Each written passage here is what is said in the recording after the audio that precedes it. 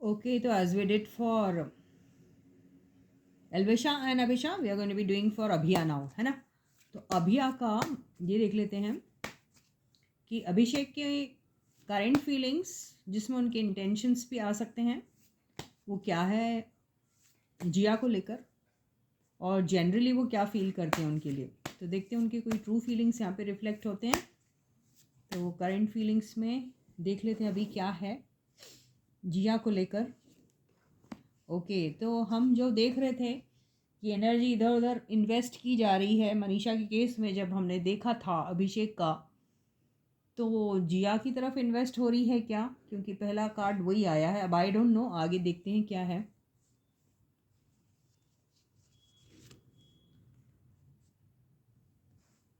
Queen of swords, two of wands,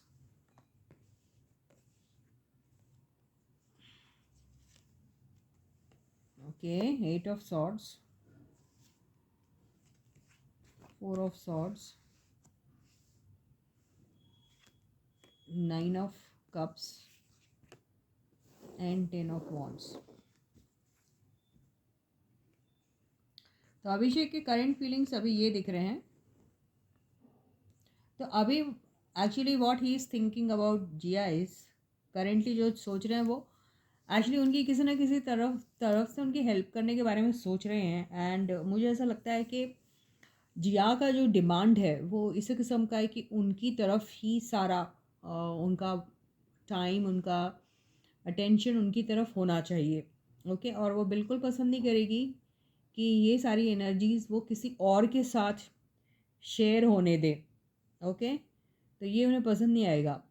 ये उन्हें खोने से डरते हैं, जो एट ऑफ सॉर्ट्स से मुझे दिखाई दे रहा है, और नाइन ऑफ कप से समझ में आ रहा है कि है उनके लिए कोई डिज़ायर है इनको। ठीक है, टेन ऑफ वॉन्ड से मुझे ऐसा लग रहा है कि जो चीज़ें इन्होंने इनकी तरफ देना बंद कर दिया था वो वापस उन्हें देना पड़ेगा। यानी वो हेल्प, वो केयर, अगर इन्होंने किसी वजह से अपने कोई नीड्स पूरे करने के लिए या ईगो में, कई बार ईगो में आ जाता है इंसान, और फिर वो हेल्प जो एक्सटेंड किया करता था वो बंद कर देता। कुछ एक्सपेक्टेशन उसके कुछ और तरीके के हो जाते हैं, वो अपनी चीज़ें मनवाना चाहता है, उनकी डिमांड्स उनसे हो जाते हैं, तो वो सोचते हैं कि ऐसी जो चीज़ें जो जेनरॉसिटी दिखा रहे थे वो बंद कर दी जाए।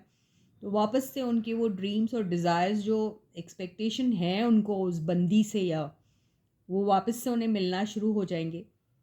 इसी वजह से उन्होंने शायद इनकी तरफ वो जेनरॉसिटी दिखाना कुछ वक्त के लिए बंद कर दिया था। लेकिन अभी उन्हें ऐसा लग रहा है कि अगर वो कंटिन्यू नहीं करेंगे ये सब, तो जिया भी एक ऐसी एनर्जी में आ सकती है जहाँ वो ऐसी सब जेनरॉसिटी अगर उन्हें नहीं दिखाई जा रही है, या उन्हें जो अटेंशन चाहिए, वो लव, वो केयर नहीं मिल रहा, तो वो भी इनको पीठ दिखा के अपने डेस्टिनेशन की तरफ बढ़ने की कोशिश करेगी।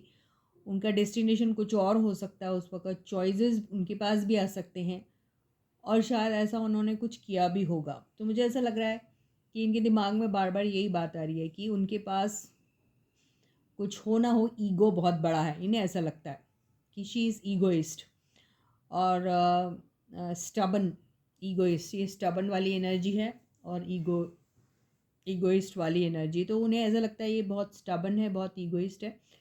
यहाँ मैं इनकी तरफ अगर अटेंशन देना बंद करता हूँ तो ये कहीं और शुरू हो जाएगी, तो और वो उन्हें खोने से डरते हैं। तो ये इनकी करंट एनर्जी। तो इन्हें बहुत सारी चीज़ें जो हैं वो एंड करनी पड़ेगी अपनी तरफ से, जो भी एक्सपेरिमेंट कर रहे थे उनके साथ, यू नो कि नहीं, अब काइंड ऑफ, तो अब इन्हें डर लग रहा है कि कहीं हाथ से ना निकल जाए, बुलबुल उड़ ना जाए कहीं। तो ये इनकी करंट फीलिंग्स है उनको लेके। इनकी जनरल एनर्जीज देखते हैं जिया को लेके क्या है। कार्ड्स बहुत क्लियर थे और बहुत अच्छे तरीके से रीडिंग हो जा रही थी, इसलिए एक्स्ट्रा कार्ड्स की ज़रूरत नहीं पड़ी गाइस। बात समझ में आ रही है ना? कभी कभी टैरो रीडर को स्टोरी बनाने में, रीड करने में मुश्किल हो जाता है, तो वो एक्स्ट्रा कार्ड्स लेते हैं ना, क्लैरिफिकेशन। इसमें ज़रूरत ही नहीं पड़ी गाइस, बहुत ही क्लियर स्टोरी डिपिक्ट हो रही थी, है ना? तो आप देखिए जनरल एनर्जीज क्या हैं। Stay positive and stay focused guys. Generally क्या फील करते हैं वो जिया को लेके? 3 ऑफ वॉन्ड्स,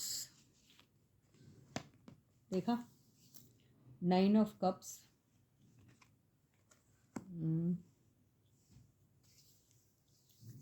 जजमेंट,